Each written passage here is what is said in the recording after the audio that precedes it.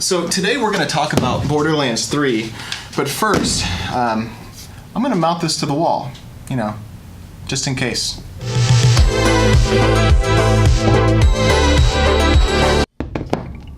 Perfect. Now if anybody comes in here and wants to start some trouble, I'll have a way to defend myself. Unless they end up between me and the door, in which case they will have a terrible advantage. Maybe I should rethink this. Anyways, that hatchet is extremely sharp. I sharpened it myself. I'm very proud of how good of a job I did sharpening it. It can cut anything in half. It's extremely sharp.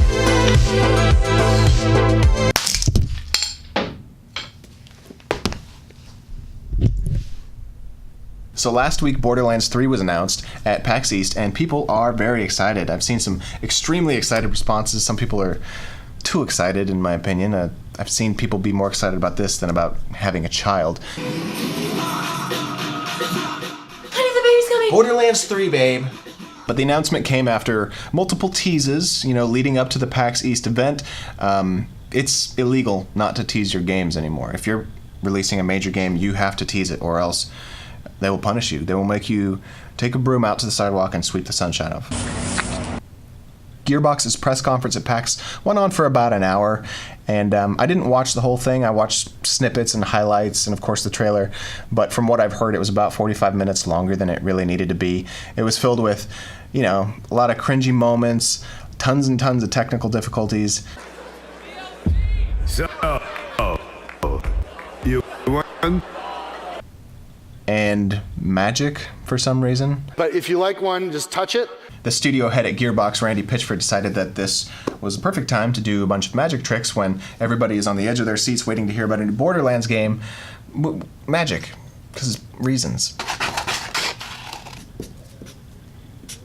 This is a pie chart representing the people who attended the Gearbox event at PAX.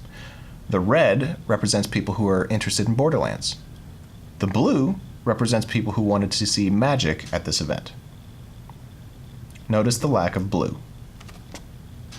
Now, I'm not throwing any shade at anyone who enjoys magic.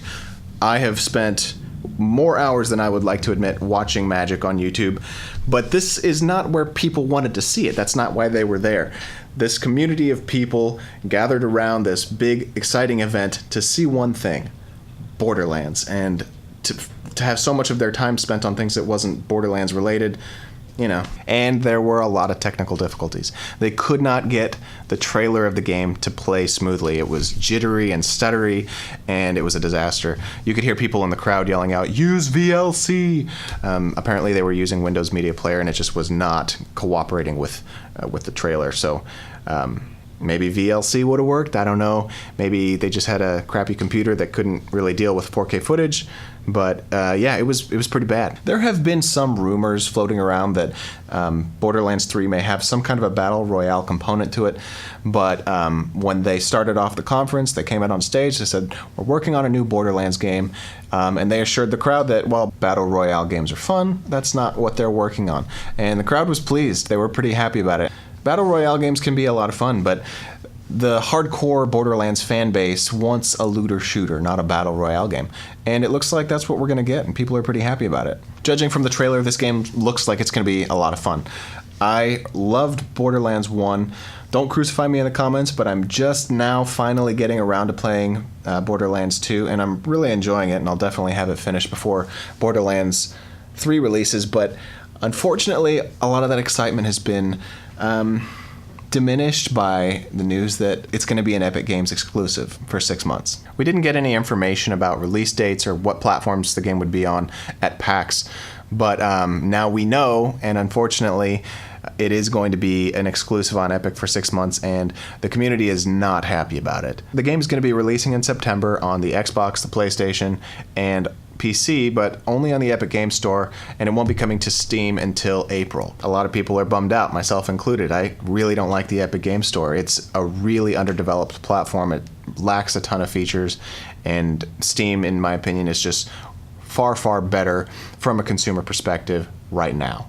So for a lot of people, that means they're going to have to wait another 6 months to buy this game on Steam. And in a similar situation to what we saw with Metro Exodus, a lot of people are taking to Steam to review bomb the previous Borderlands games. And Steam has taken some countermeasures and has actually implemented a new feature in their review system that kind of isolates those reviews that are, related to the review bomb and segments them off as a separate thing so as to not affect the overall score of the game. Steam calls these review bomb type reviews off-topic review activity, with the rationale that when people are doing these review bombs or review brigades, as they're sometimes called, they're not reviewing the game itself. They're trying to send a message to the publisher or the developer about business practices. And so Steam takes a look at the content of the reviews, sees if it's actually related to the game and whether or not future purchasers of the title may or may not like the game based on the reviews.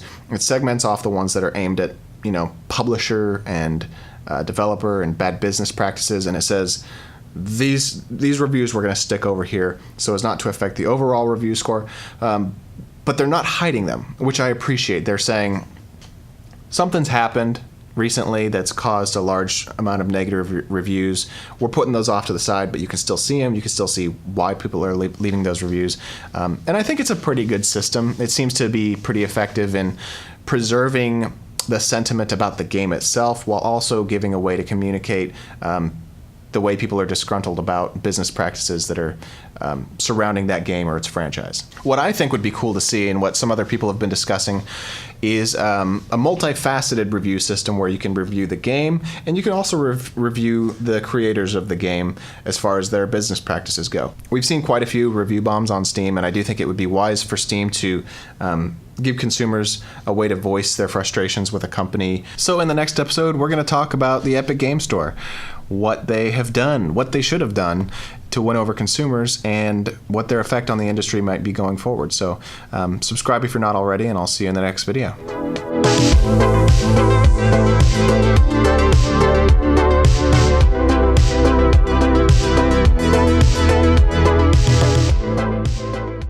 Oh, I'm like overexposed.